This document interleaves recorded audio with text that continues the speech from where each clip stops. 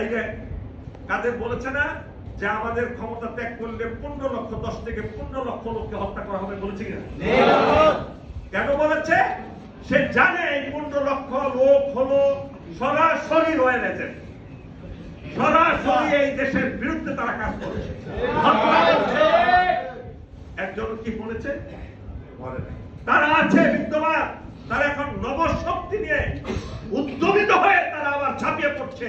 স্টুডেন্টরা Dhaka college, city college মারামারি করে কি এমনি এমনি তাদের উস্কানিতে টাকা খেয়ে পৃথিবীর কলেজ থেকে ওই দিন বের হয়েছে। তারা কেন পুরো রাস্তা আটকে দিল? কারা? এদের পিছনে টাকা দিয়ে উচ্ছৃঙ্খল ছেলে মেয়েদেরকে তারা উস্কিয়ে দিচ্ছে। ষড়যন্ত্র এখানে থেমে নেই। আপনারা জানেন চট্টগ্রাম থেকে এই দেশকে আলাদা করার জন্য প্রকাশ্যে তারা তাদের মিডিয়াতে প্রচারণা চালাচ্ছে। এটা তাদের রাষ্ট্রীয় সিদ্ধান্ত।